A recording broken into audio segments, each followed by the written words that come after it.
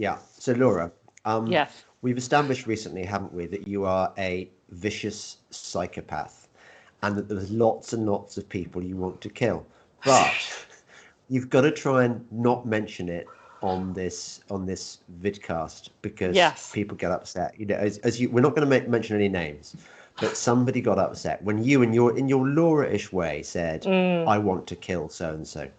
And do you know what? I was torn on this one, because I too would very much like to live in the age that you and I grew up in, and every normal person grew up in, an age where you could say things like, "I'll kill you," to your children and things. And it, Yeah. it didn't literally mean that you wanted to kill your children.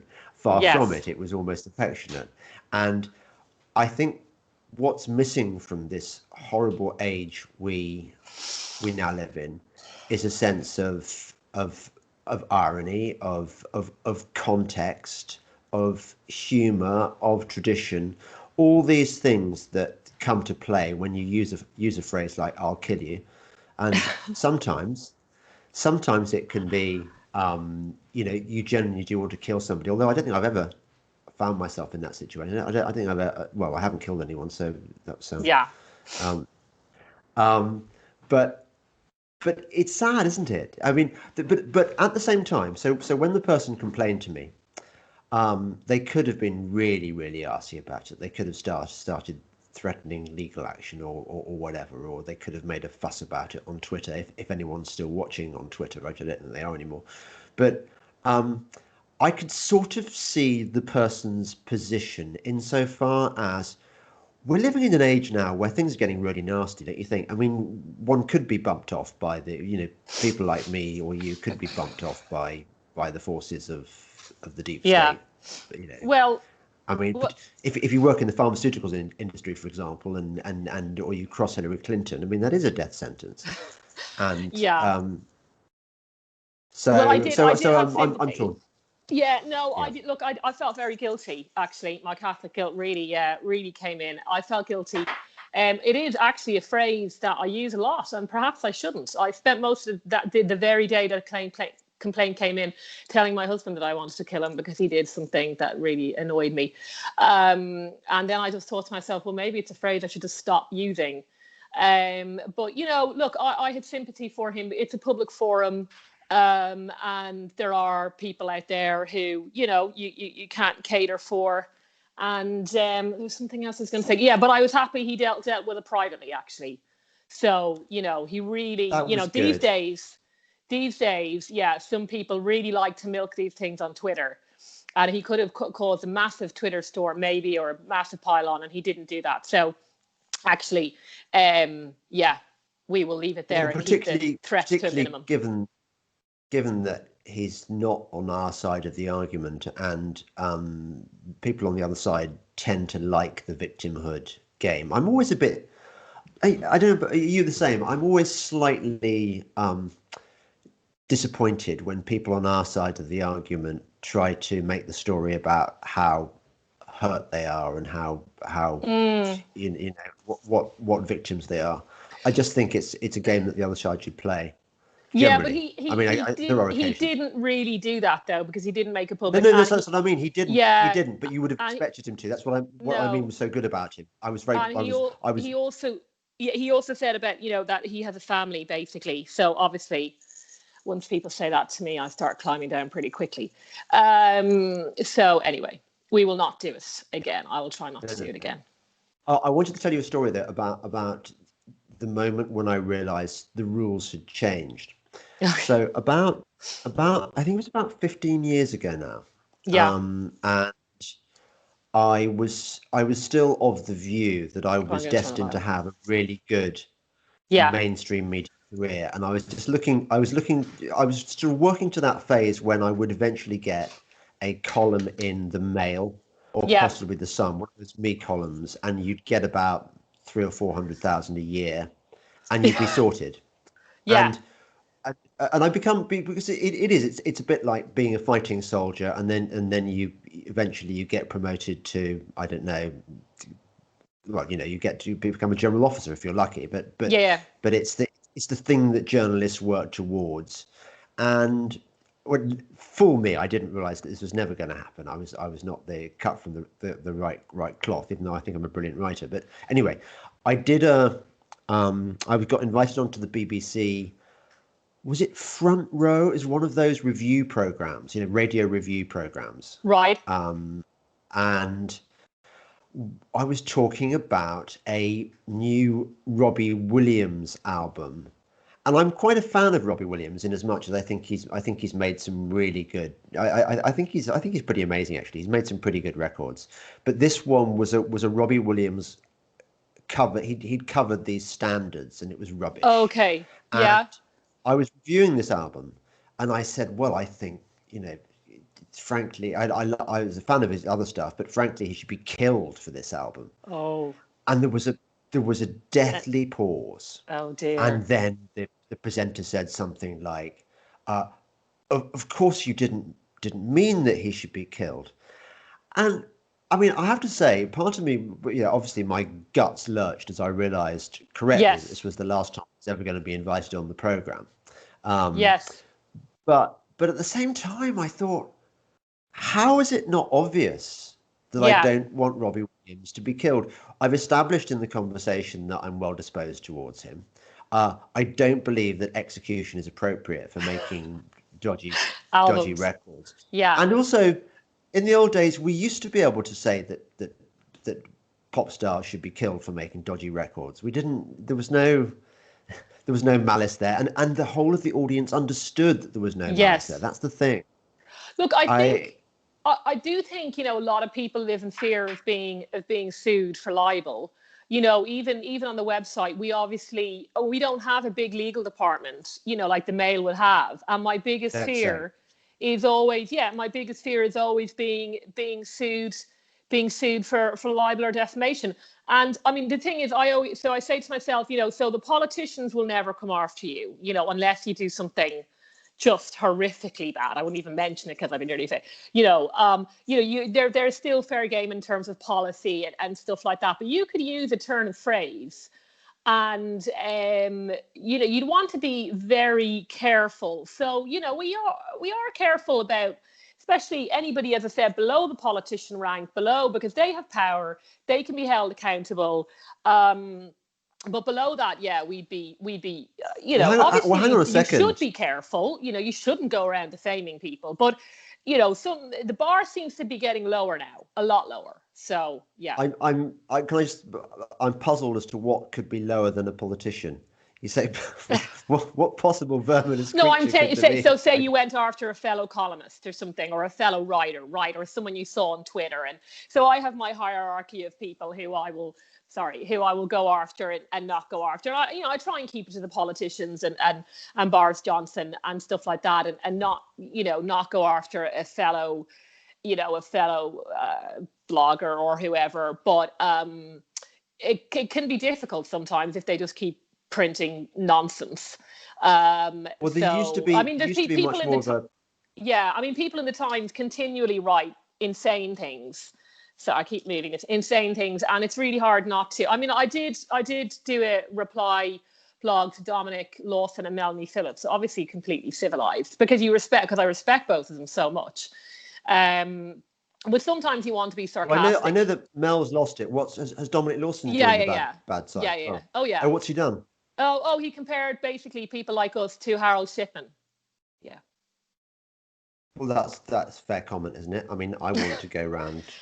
But basically, it's quite a good plot. Well, all my stuff, of course, I think is good. It's this. I have to take on this idea that we view sort of elderly people as disposable, so it was. Well, these are our parents. These people. I can't. I said it all out. It's all there. I just said, actually, the irony, of course, is that I said that we were one of the most pro-life websites. We are the most pro-life websites out there. In fact, there's nobody more pro-life than us. Nobody. Whereas you, Dominic Lawson and Melanie Phillips, both write for, papers that push abortion. And we, for instance, we've opposed, euthanasia or assisted dying, whatever you want to call it, because we know inevitably the pressure this will put on older people or people with disabilities and things like that. So the idea that we sort of wink, think that, older people are disposable, to me, again, is really cuts deep. So so I laid it all out. Have you read The Captive Mind by the Polish writer whose name I'm going to now mispronounce horribly, but it's something like Czesław Miłosz. Okay. Czesław Miłosz, let's call it that. It's near enough. He was a writer who lived in Poland in the I think he was probably he was probably in his 20s in the 1930s. What I'm saying is that he saw Poland when it was a free country before the communist takeover. Yep. And he then the communists took over, and The Captive Mind was about his experiences watching the guys he used to hang out with, his fellow journalists and intellectuals and artists and writers and so on, how they all accommodated themselves with surprising ease with this new totalitarian, oppressive, anti-intellectual regime. Yeah. And in The Captive Mind, he puzzles why it is that his friends have gone over to the dark side with such apparent ease, and why they did it and why he couldn't. Anyway, he wrote the book in America because he couldn't stand living under communism any longer. But I find myself looking around me rather as Czesław Miłosz must have done at his friends, and looking at people like Dominic Lawson. Dominic Lawson is one of the few reasons I might turn to the Mail. I think he writes for, because he writes very considered, very well researched columns which have always got 2 or 3 facts in them that you didn't know about it. But the fact that brilliant mind, that brilliant chess player and so on, obsessive chess player, cannot see that coronavirus is no worse than a bad year of flu, and there was evidence to support this, and that the only way that you're going to see this is in the total death figures, because everything else is corruptible and massageable and misattributable, if that's a word. But you can't fake the deaths, and looking at the deaths, we know that 2020 was not a particularly bad death year. What does that tell us? It tells us everything. Well, although I'm going to play devil's advocate here, because I'm not saying it's not accurate. So they're running this line, though, that it was in the Times today, that last year was one of the worst years since, you're talking kind of 1940s or something. I could get the article, right?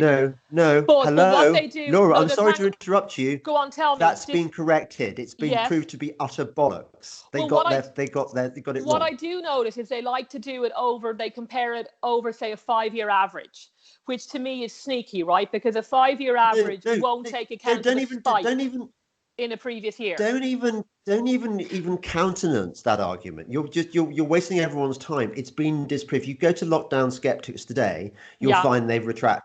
They've had to come. So don't give me that I'm playing a devil's advocate by bringing up some crap that I read in the Times, which is bought and paid for and disgustingly wrong. And don't you think that's interesting? Because it ain't.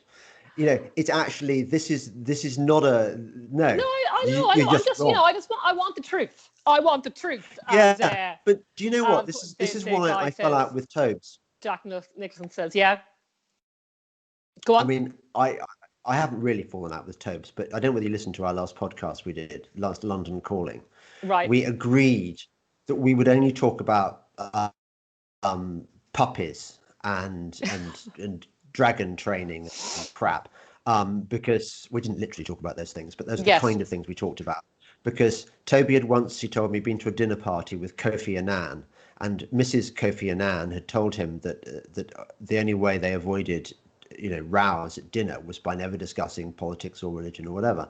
So we had a go at this on the podcast and stuff. But the reason that I think that Toby, one of the many reasons that I think Toby is mistaken, is he does that thing that you did just then, which he quotes this utter bollocks from the kind of official narrative and cites it as on the other hand, we've got to consider this. No, they are lying to us. This is. Did you see today? I can't believe this is true. I haven't checked this up, but somebody on Twitter said so. It must be that Boris has now altered the criteria for a COVID death. Originally, if you had terminal lung cancer and you died of COVID within 28 days of a COVID test, your death was put down to COVID. Now it's 60 days. No, I saw that flagged up, but then someone replied going that they'd looked at the regulations and it still was 28 days, but I haven't personally checked. Well, I'm glad you corrected me on that one. Okay, so look, I can be correct. But I haven't personally checked. I saw the little bit of to and fro, and they said, well, I've just checked it. It still seems 28. I mean, even 28 days.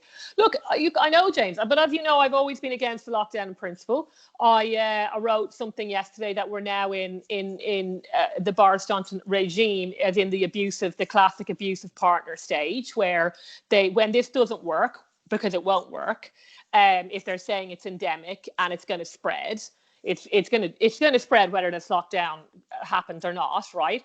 And but it'll be all our fault. It'll be all our fault. Yes. because we left our house to buy milk at one stage. Tell me about the abusive partner dynamic. Tell me how it works. Well, I just think, thankfully I've never had personal experience from it, but it's so they place completely. So my thinking is really along these lines. So they place completely unreasonable burdens on you, right? They act like the reasonable person. They place ridiculous burdens on you, ridiculous restrictions. They're basically exercising coercive control on the population. I mean, the last 5 days is one of the main reasons I wanted to do this podcast. The media campaign, again, we don't watch it, but you can't not notice it, has been relentless. I mean, it is peak hysteria, where they've had a rolling body of people, right, of the nurses and doctors, the experts, the computer modeling, and then the police, threatening you like an abusive partner would with the following punishments if you don't abide by their ridiculous regime. Either you'll get COVID, you'll die of COVID, someone else will get COVID, you'll die of COVID, or the plain old, or we'll withdraw your privileges, right? Okay, honey. So, I'm just not going to let you see your friend that you're allowed to see once a month because, you've dared to, you haven't sorted out the soup cupboard properly. And then the ultimate just bad.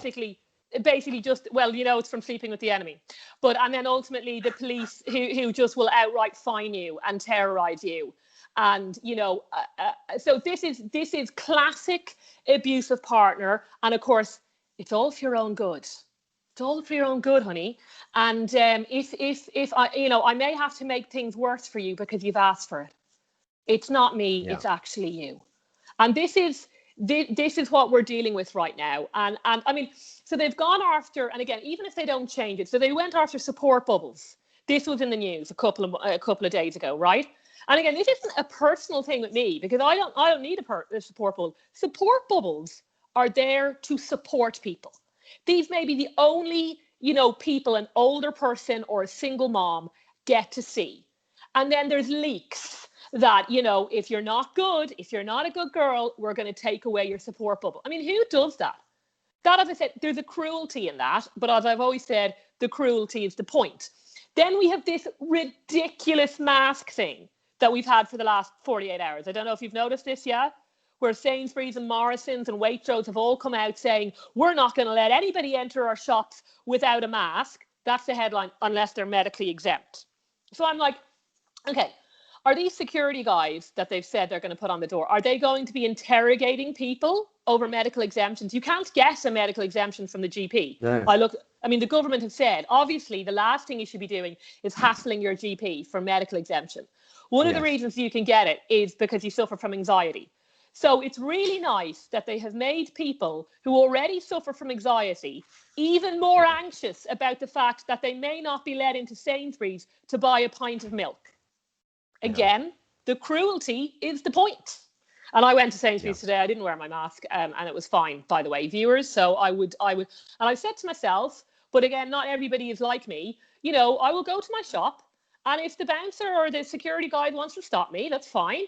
And I will have a conversation with him, and I'll ask to see the manager, and I will say how inappropriate this is, that I don't particularly like being interrogated over my medical history. But unfortunately, I'm the only one who'll do this. Yeah. I found, I don't know whether you've had this experience, is that after they've asked you the question and you've replied, Yes. I'm exempt, Yes. there is a tremendous relief. It's like you Yes. feel that you watch their shoulders drop and they're Yeah. so happy Yeah. because they don't like it either. They don't like No. coming up to you, and No. It's it's not. traumatic for them. Exactly. It's not their fault. It's the cashiers. These are low paid people, on low pay probably. And so my issue is never with them.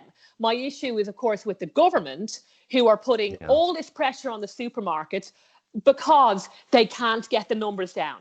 When we know wearing a mask in Waitrose isn't going to make there's nobody in Waitrose. They're all too frightened. And by the way, we'll do your shopping online. You can't get a slot on either in Sainsbury's or Waitrose for the next 2 weeks anyway. So what are you supposed to do if you suffer from anxiety and you need a pint of milk? I mean, but again, so this is just, again, this has been 5 days of literally terrorizing the population, threatening them. And I mean, the polling is all still coming back. 85% support the lockdown, but I don't know. I mean, it doesn't surprise me because it is basically a media bombing campaign. Well, it's beaten wife syndrome, as you say, isn't it? Completely. That it's amazing how people stay in this abusive relationship. Well, I mean, they don't have any choice, right? I mean, and then, so let me just get on, because again, the worst part of my day is checking the Twitter feed of Good Morning Britain, which again, I only do to keep an eye. It actually gives me anxiety, but you have to check it. You're a journalist, you have to check it. This stuff is going out to millions and millions of people. Yes. And so Piers Morgan's on there and he's interrogating Matt Hancock as usual. He's in his toilet or something. I don't know what's up with that particular setup. Have you seen where Matt Hancock gives his interviews from? The weird red room. I can guess. Is it?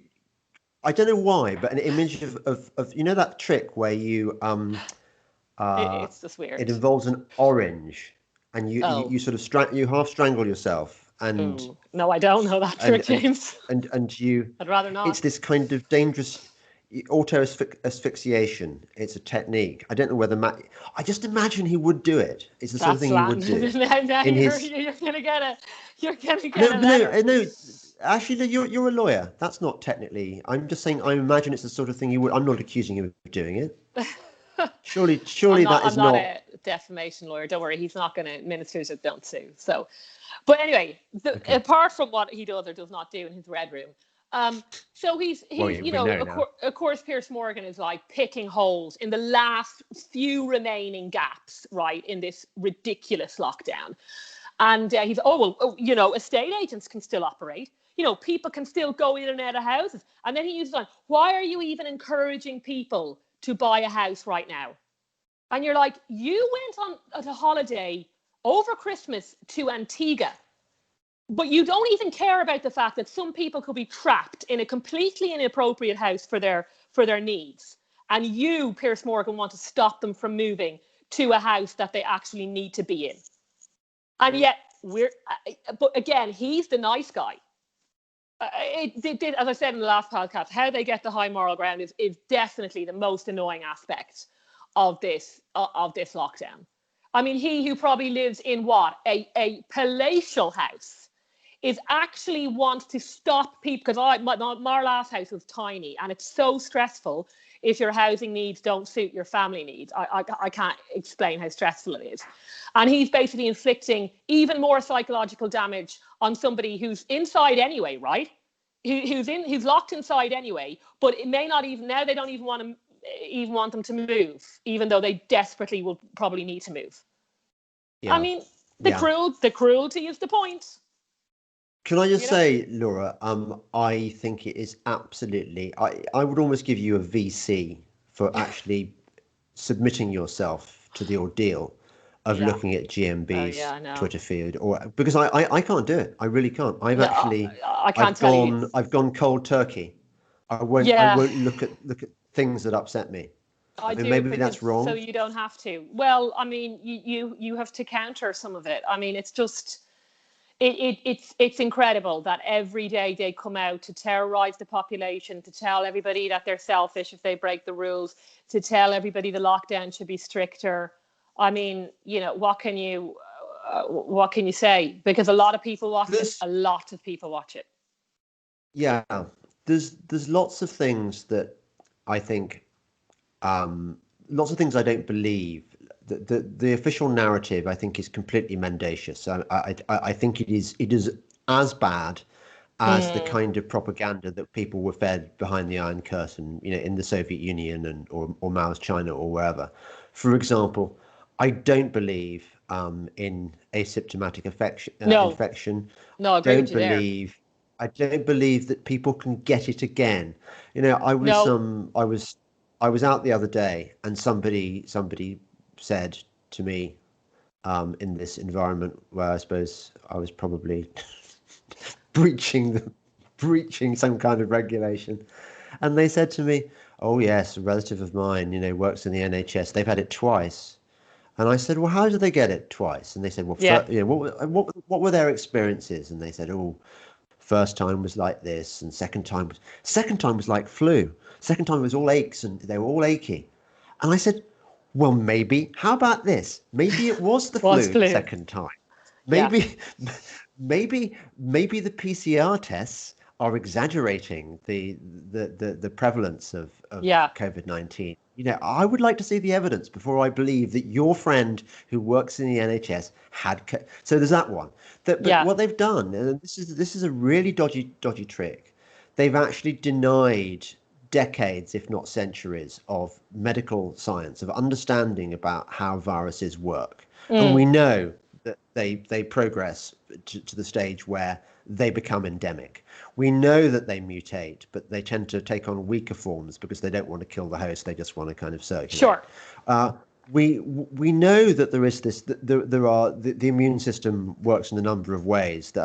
One of which is T cell immunity, um, and all these things have been like written Yeah, off. They've been airbrushed out of medical history. That's what's happened. We've been told these things that are not true, yeah. and you see where they're going with this, and in the same way we saw in the early days when they were trying to suppress all stories about the benefits of hydroxychloroquine. Now Mm, they're trying to play down ivermectin, which I think is the latest solution, because they don't want there to be a cure. They don't want there to be a immune system protection, a natural immune protection, because they want us to take the vaccine. yes. It's once you understand that everything Mm, is geared towards making us take the vaccine, regardless of the evidence, regardless of our feelings, yeah. everything becomes much clearer, And they basically and said, more frightening. yeah, and I mean, they basically said you're not getting out of this lockdown until the vaccine is done, right? That's your choice: lockdown or vaccine. Except, Yes. except we now know that they're now saying that the vaccine doesn't stop you infecting other people. They're saying, Well, so it what they'll completely say is defeats the object. everybody will need to be vaccinated, right? So I mean, okay, so let's go on. Let's do Ferguson's interview, which was in the Sunday Times. Did you read it?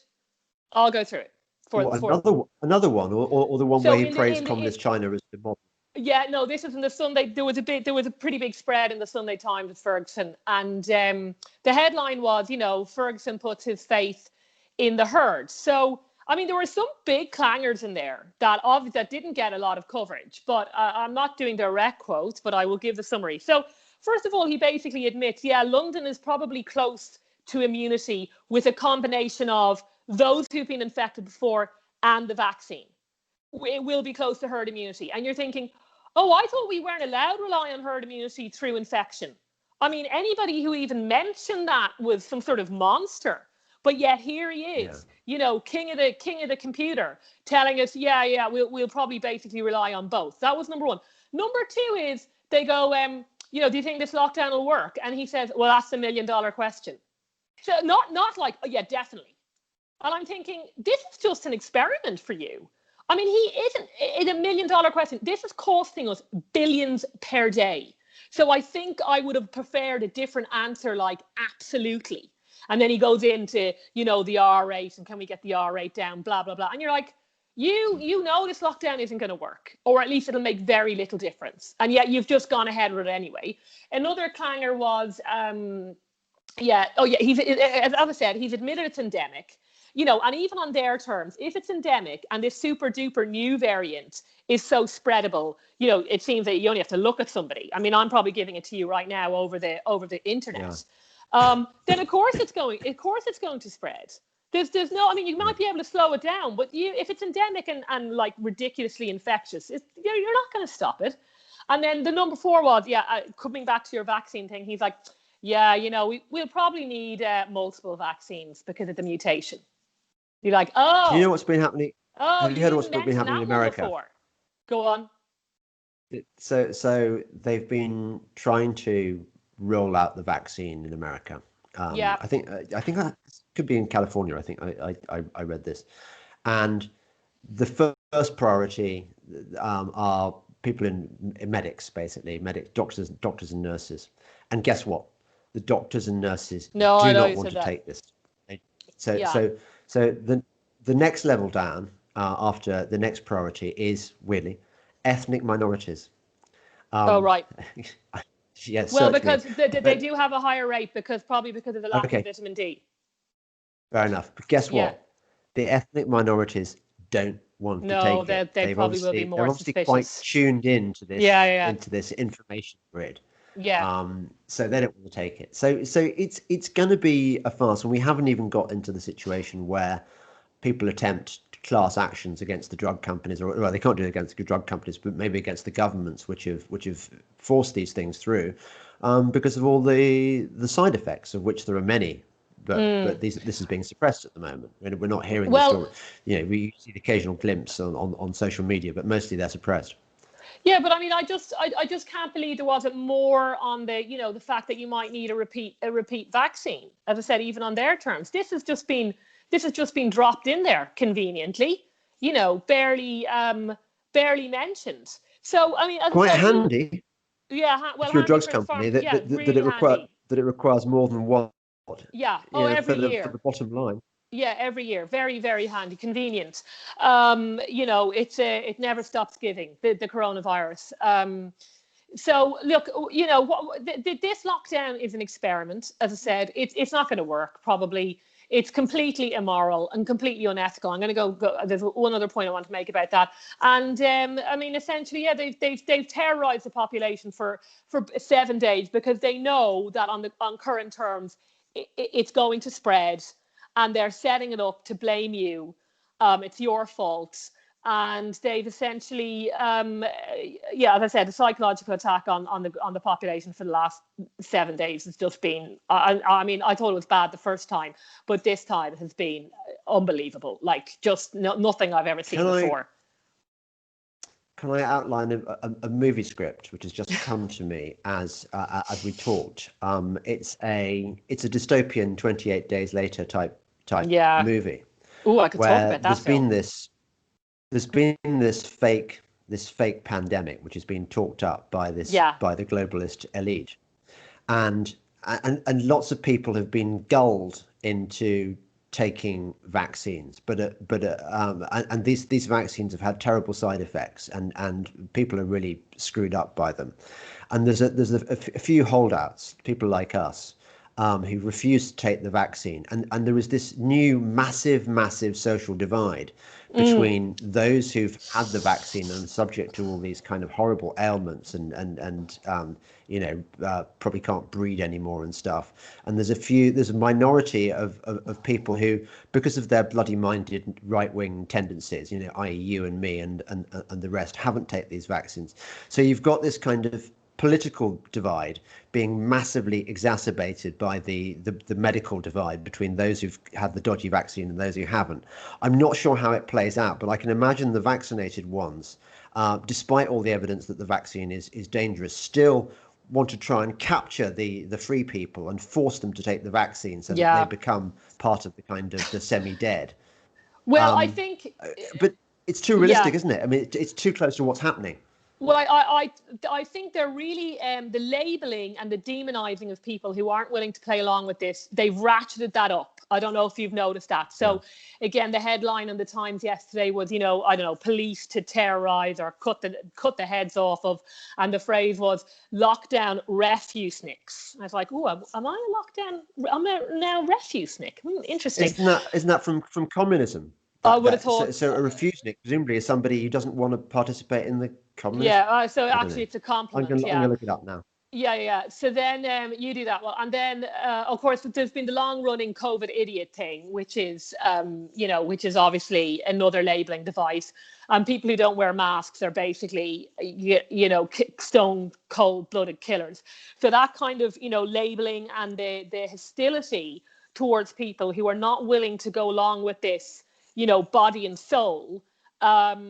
Is going to really increase, and it will increase against anybody who doesn't want to get the vaccine. I mean, they will basically be blamed for the fact if the lockdown is extended, it will be their fault. So there's going to be, things are still going to get worse before they get better. And while you're doing this, so the thing that really annoys I've done me. it. I found Go it. on. What does it say?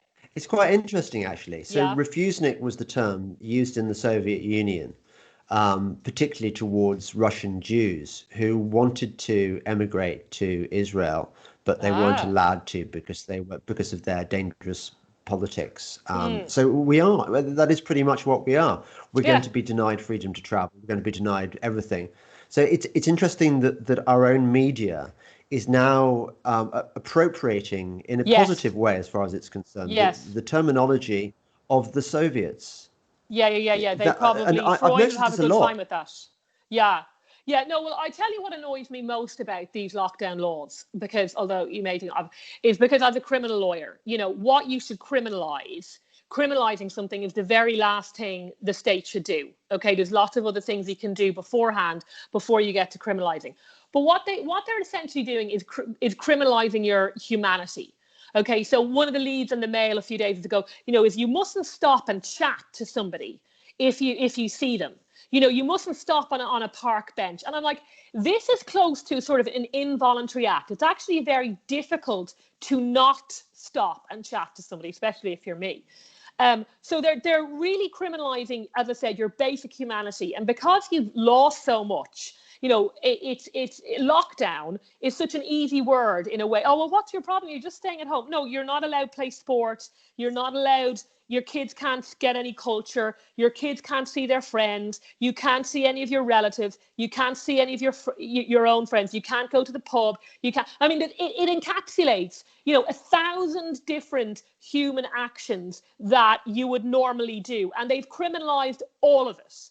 So I said, it's a monstrous burden to put on the population, a system of laws that can only be obeyed, by an incredible amount of self-discipline, and B, will probably generate a huge amount of mental health difficulties and a huge amount of mental health illnesses. These are not ethical laws. There is such a thing called the rule of law, where you can only set up a law that you basically can obey. And it would have been one of the reasons against, criminalizing private sexual behavior, that namely, these laws are nearly impossible to obey and very difficult to enforce.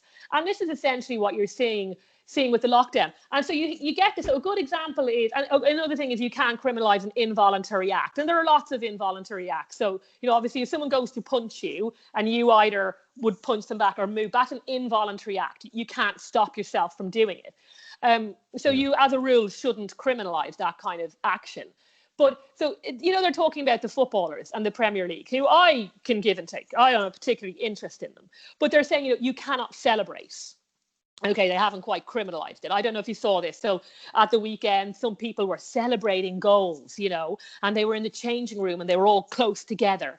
So the FA and the government, they're all going mad about this. And the referees have to tell the captains that all social distancing rules have to be abided by, and you mustn't celebrate a goal. But it must be incredibly difficult not to celebrate a goal, right? I mean, if you scored a goal at a Premier League level, or even at a grassroots level, you must get a huge surge of adrenaline, okay? And your human instinct, by virtue of your humanity, is to go and celebrate it in whatever boneheaded way they celebrate it. And they're basically saying, no, don't do that. Yeah, you mark my words. You can't control it. Laura, they're going to be banning spit roasting next, in clubs. It's part of a footballer's natural instinct that when he encounters several groupies, he's got to respond to his natural animal responses. You can't stop it.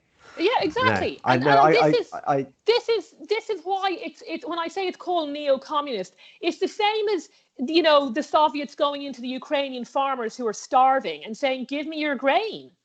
yeah, You want your own grain because you're going to starve. This is part of your humanity. It really is. It isn't.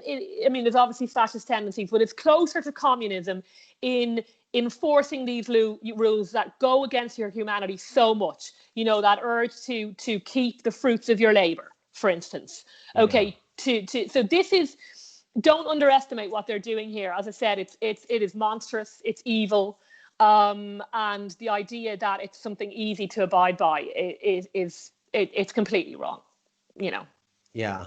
Let me give you a really scary thought, Laura. You mentioned the Holodomor, or however you pronounce it.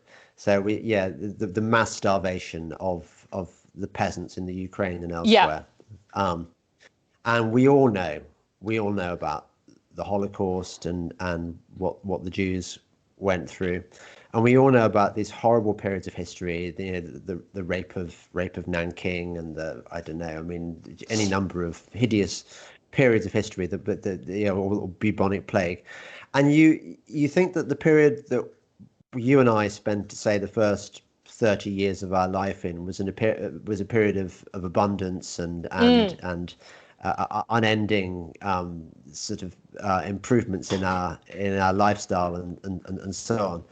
But historically, we were the exception rather than the rule. yeah. Most periods of history, people have lived through oppression and suffering, and I'm slightly worried that this is what's happening now, that the curtain's coming down and we're going to be trapped in this new normal, No, this this great reset, or whatever you want to call it. we had a good run, as I think the Iris Murdoch wrote in The Children of Men. It's like, well, yeah, I mean, things are falling apart now, but we had a good run. I mean, yeah, I can see that. I mean, materially, obviously, things are still fine, apart from the massive amounts of debt that they don't want you to look at too closely. Um, yeah, I look, things are serious. Unfortunately, it seems everybody's going along with it so far. Um, I don't want to predict too dire consequences because it gets too depressing. But I mean, No, one if doesn't you want to do that, but you have to no, think about what's the way out, and what's interesting about this. I think, look, at the beginning I was talking about the captive mind, and about how all these people on our side of the argument, people, mm, even rigorous thinkers, people who you would have thought would be sufficiently robust in their conservatism not to fall for this arbitrary yeah, tyranny that's being imposed on us. I mean, it should send shivers down their spine. It should trigger all their alert system, and it hasn't. yeah, And it hasn't. And it's amazing, that fact. But you look at people like the free market think tankers who've embraced the government's position, mm, and you think about all the conservative columnists who seem to have now fallen into line with the government line that the vaccine is going to make everything better. And what we've seen already is that the vaccine, as we discussed, the vaccine isn't making everything better. It's not making any difference. People are being vaccinated en masse, but still they're saying you've got to wear a mask. yeah. You've still got to isolate and stuff. So if even the vaccine isn't going to be the way out, what is the way out? They seem to be Well, not giving us any options. I mean, it will go down, right, seasonally anyway. So this is going to tail off in March and April, and they may well give us our summer, right? Oh, but no, Throw us no. a Let me. bone. I gotta stop you there. Stop you there. I agree that this is how things would happen normally, but given that Yeah, everything is being rigged, given that the PCR tests are running at cycles far in excess of what you need to be able to ascertain what's real and what's not real, yeah. given that this is a kind of case epidemic, not a pandemic, um, given that all this is so, yeah, I agree that it will become endemic and fewer people will die. But it seems to me that they're determined to squeeze every last bit of juice out of this thing in order to keep us scared, in order to keep us Mm. pliant. But I am more. I do think they're going to start lifting things in spring and summer. The big question is, are they going to make this because I actually think for once the population will have had enough at that stage. But the question is, look, if the end goal is just multiple vaccines, then they'll lift it in the spring and summer, and then they'll basically threaten it in the autumn, and people will have to get their booster vaccine or whatever, and they'll toddle on. They might impose a lockdown in August or autumn or Christmas every year, and it seems everybody else will go along with it. I mean, yes. It's difficult to predict what they want or what they need, and it still depends on the consent of the people, which they currently have. But if things change, I mean, I don't know how long people can continue going on with this self-deception. It's like you don't know anybody, or very few people have known anybody who has died or is seriously ill from this. Yet people are still going, we need a stricter lockdown. Do you know anybody under the age of 60 who's died? No. Do you know anybody over the age of 80 who's died? No. Well, then why are you going along with this? No. But how long people can keep that up for is questionable. Okay, sorry, this is a bit of a jump, but I want to know what is going on with the universities, James, because one of yours is in university now. We had a university. Right, so we had a blog run yesterday about universities and how bad things were there.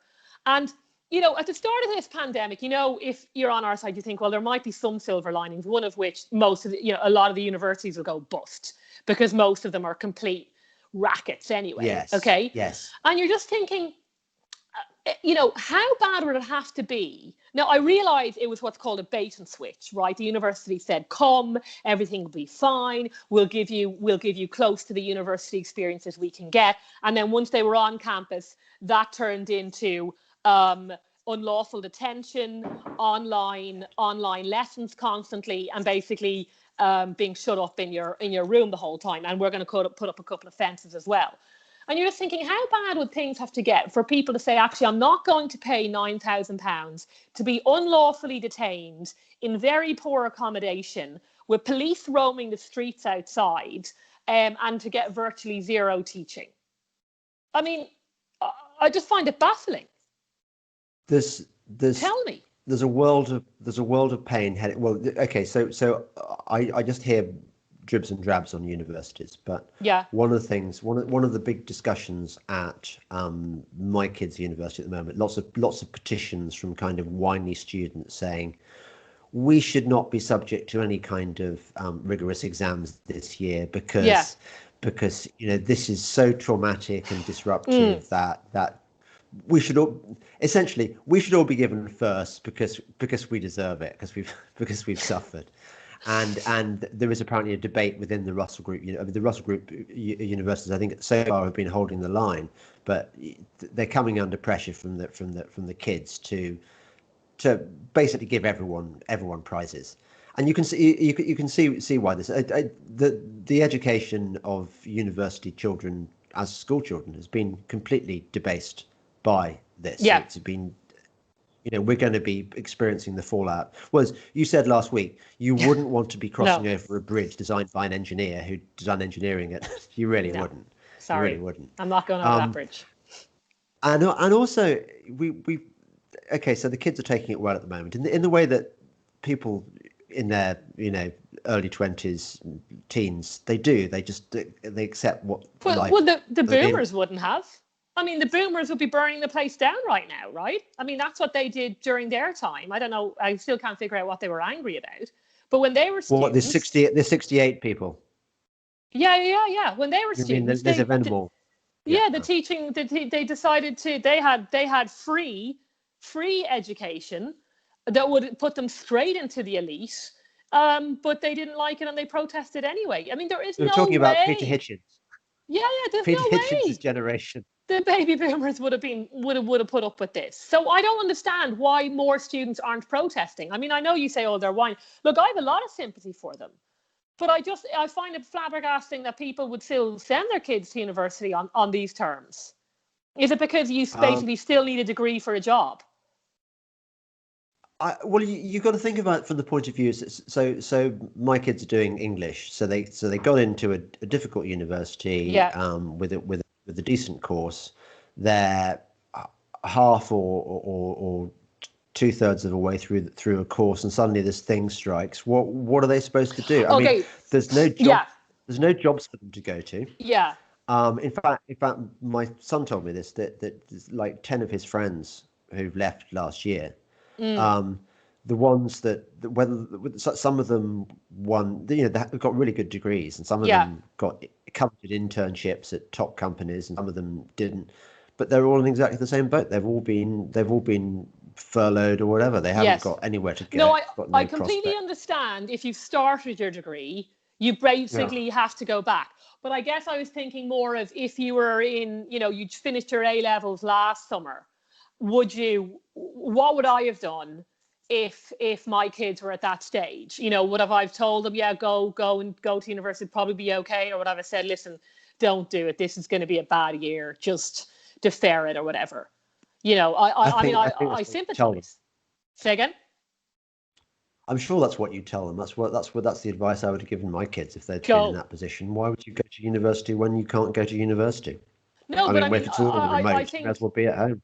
I think most people said went though. I mean, I know a young girl. I played tennis with her, and she was in that position, and she had said, the university gave her loads of assurances and blah blah blah, and she obviously really wanted to go because to stay for her would have been to stagnate, right? But of course, she didn't want to stay at home. But of course, she's at home now anyway. She got last term, which was, essentially, as I said, being unlawfully detained with having online classes. But now she'll be at home. They haven't let them back on campus. Or yours aren't on campus, are they? No, no, they're not. At the moment, although I think they might have a go. Yeah, I yeah, don't know. yeah. I mean, the So, thing is that kids that when they're in their early 20s, they really don't like being stuck with their yeah, parents. Like yeah, we're kind exactly. of So annoying and boring. yeah, exactly. So why, it would have been difficult to say, look, don't go. It's not worth the fare for the year. I mean, what you would say, I guess, is the fare for the year. Here, I'll pay for you. I'll cover your flight to Sweden. Go work in a bar, whatever you want to do. I'll see you at Christmas. Right? That's the Mm. closest you're going to get to I'm not saying I would have done that. I hope I would have, but yeah, I'm just wondering how. I just think the universities have been exposed, right, as being such a money-making racket, apart from the very top. Right, I'm just like thinking, how bad would it have to be for people to say, for the middle class as a whole, to say, I am not doing it anymore. I am not putting £30,000 worth of debt either on yourself or even paying whatever you might do, or on the kids for them to get a degree. It just goes to show what a filter the degree system is. That people still feel they need it to get a job. I mean, I Yeah. don't know, but how it's such a racket, It's such a what I'm saying is it's such a transfer of income from young people to basically, the university, the academics at university. It is a Yeah. blatant Well, transfer of wealth. Well, I mean, most of COVID is a blatant transfer of wealth from the rising generation to the yes. boomers and the massive bureaucracy and everybody else that's living off this. Anyway, that was the security services or whoever telling us they didn't like my No. question about Oh, our is it planned? Because it is planned, obviously, we know that. well, yeah. You don't want Again, to I go don't. there, do you? No, I don't. No, I mean, look. Even if it wasn't, even if people take advantage of things, right? People, even if something spontaneously happens, they certainly didn't need to go down this route, right? I mean, they could have gone down an entirely different route until Ferguson came along and said, I mean, there's still a clip out there of Whitty on Radio 4 going, we just want to flatten the peak. We just want to flatten the peak. We don't want to do lockdown. We just want Yeah, to yeah. flatten the peak. And then this computer nut comes along and says, we're all going to die. And then they bounce us into this lockdown. What I do want to know, and I know in answer to this question, is we're now relying on herd immunity through infection as well as vaccination. If they have the first lockdown lowered, well, it basically prevented some people from building up immunity to an even more transmissible variant, right? Yes. So, Mr. Lockdown Man, again, on your own terms, could Mr. Computer Model, I want to predict this. If we had not locked down in spring and November and more people had gotten infected, what would be the death rate now, us having had immunity to the new super duper super transmissible This one? is what this is what both Uh, Dr. John Lee I and really want to Ivor know that. Cummins say. Yeah. Okay, so there's two things to be said here. Um, First of all, I think this is Dr. John Lee's argument, Yes. and he says that um, what we're doing by locking everyone away is Yeah. preventing the milder versions circulating and making sure that people are concentrated in areas, i.e., hospitals, where the more extreme form of the disease Right. is. Yeah. So instead of having that kind of natural resistance, they're just Yes. being whacked in Mm. hospital, where a lot of people are nosocomial cases seem to be Yeah. the most predominant. And then we've got Ivor Cummins has talked to a researcher who points out that what lockdowns do Mm. is that they make the most vulnerable section of the populace, i.e., the kind of people who are housebound and weak and old and so on. It Yes. makes them relatively more mobile in as much as the young population, which would be running around partying, raving Yes. and stuff, and contracting infections and building up herd immunity, are no longer able to do so. So what it does is it stops it stops the disease becoming endemic among the part of the population which really needs it to become Yeah. endemic among them, so they no longer transmit it, rendering the old people safe. So Yeah. yeah, Yeah. absolutely. No. No. But the thing is, if you try to make sense, if you try to use your understanding of medical science and logic to make Yes. sense of government's policy, what you find is that you're tearing your hair out with despair because you're realizing that the government and the sage are pushing the exact opposite of what Yeah. needs to be done to deal with this thing. And that's where you end up eventually, like me, you end up becoming red pilled Yeah. or black pilled, saying this there It's is been something planned. more to It's this. so It's been crazy. Yeah. It's yeah, so out there. This isn't just negligence or a mistake, but to do what they're doing is so insane, even on their own it has terms. to be Yeah, believed. I get it. Yeah. You'd only do it for a very specific reason.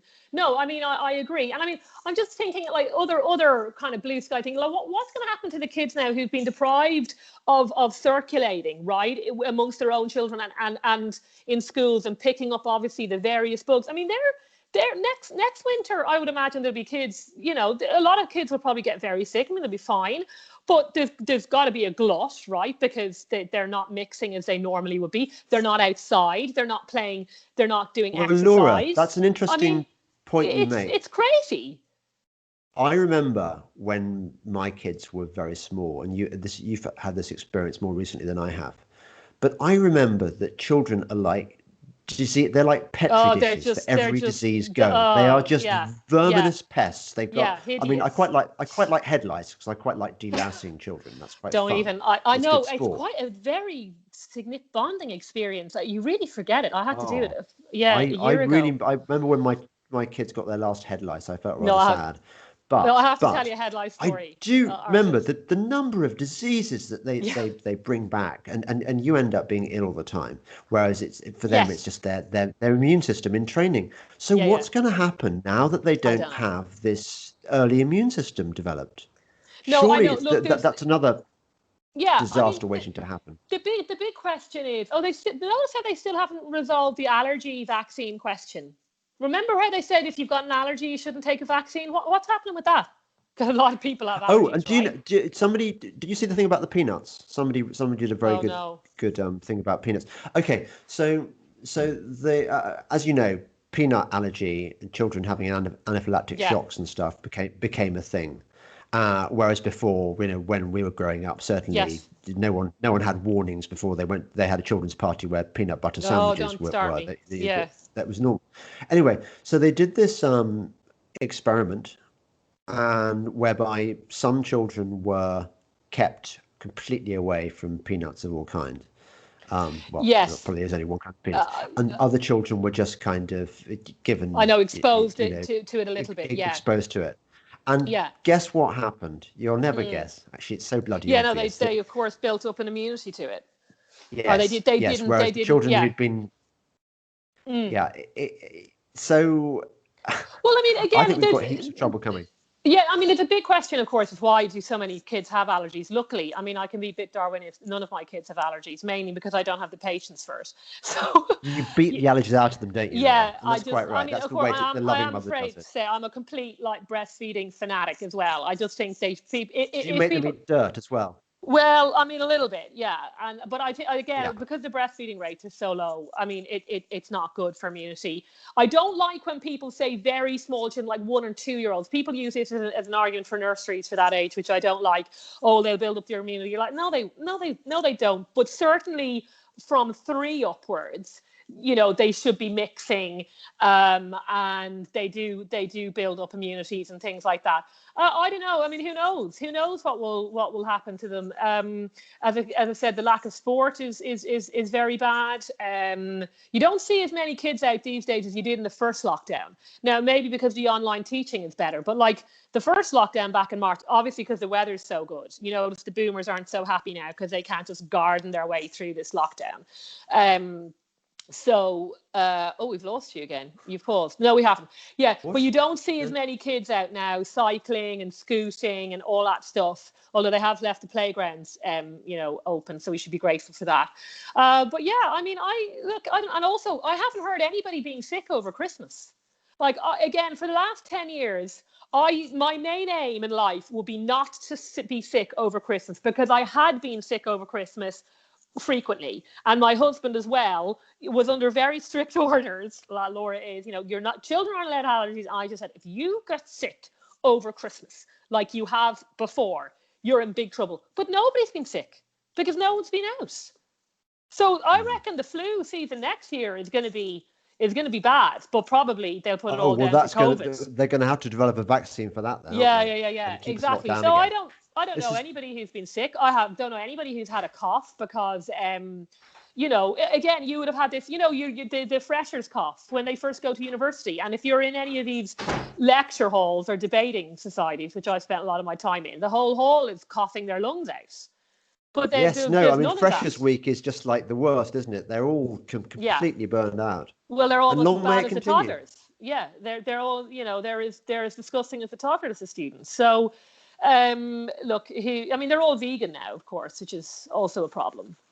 That's going to screw them up. Laura, everything connects. I mean, the failure of Let's no, brain the but seriously, vegan. the failure of higher education, the fact Yeah, that you can go to university now and emerge more stupid than when you went in. definitely. The failure of the promotion of veganism as a kind of as a desirable goal. Yeah, All these things, the American elections, everything connects. And once you yeah, realize that, once you become like me, you're a hedgehog who knows one big thing.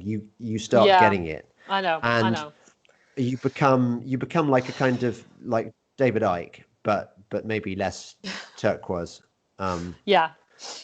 I got whenever I say turquoise, I get picked up by people, because I used to say turquoise because I come from the Midlands, and All we say right. turquoise.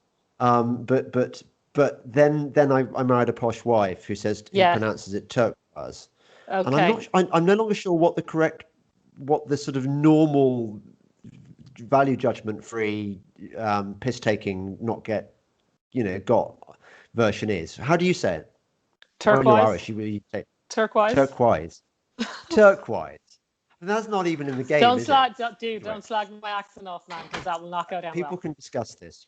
I think that I heard coffee Oh yeah. being made, so I think it's time. I think we've given Yeah, our we'll go. our But I tell you what, we will end on, because it's just because Sir Roger Scruton, it yes, was good. his year anniversary yesterday, wasn't it? Yeah, yeah. He Yes, it died. was. He died a year. You knew Sir Roger well, didn't you? I I, I had a really good um podcast with him. I I mean, remember we that. sort of knew each other, and it was great. And it was like, do you know what? It was the best thing about it. It was What? about an hour and a half, and Yeah. it was like a tutorial with a really good Don that you really Yeah. admire. And at the end, he said something to me which sort of indicated it was like, you're not incredibly stupid and my time wasn't wasted. I mean, he didn't say Yes. that. He obviously said But it much nicer, but that was the vibe I got. And it yes. felt so good to Yeah. be Yeah. Yeah. to be worthy of him. I felt worthy of him, and that was nice. Yeah, no, I met him. I met him a few times, and he was really nice. One of the last times I met him, it was like I actually said to him, I was like, "Sir Roger, I went to bed with you last night," and he's like, "What?" I'm like, "Yeah, I read you on my Kindle." But so he enjoyed Oh, that. you Yeah, of course, of course. That's when we used to be able to meet people in person. He was I lovely, know. Yeah. but he I say to Kathy now and again, I'm just glad he wasn't here to see this in a way, because it would have been too sad, Well, you I know. I envy all my dead friends that. But at the same Well, time, I think well, yes, Christopher Booker would have had a fantastic time. I mean, he'd have been furious, and it would have yeah, just definitely tested his faith. yeah, He'd have had to be going to church a lot more, I think, to try and deal with it. yeah. But he'd have he'd have found it very interesting. So he's missed out. I mean, we do live in interesting times, as the Chinese curse has No, it. no. I mean, that's true. That's true. As you say, with the last quote from Lord of the Rings, you said you have to decide what you want to do with the time during this particular battle. I know it's true, but I j- it's hard to fight the hysteria, man. It's I'll be difficult. honest with you. I'd rather Mm, live on Liberty stroke Smack Island, where basically you spend your whole day on heroin, doing a bit of light scuba diving, right. smoking reefers, whatever, just completely out of it. The problem is, I'm not even sure there's even going to be space for that. I don't see how you're going to be able to finance this sybaritic lifestyle where you're going to be that sufficiently free to have any autonomy over your life anymore. That's what bothers me. Well, I So don't think they we've got to mind. fight because there's nothing Well, else to do.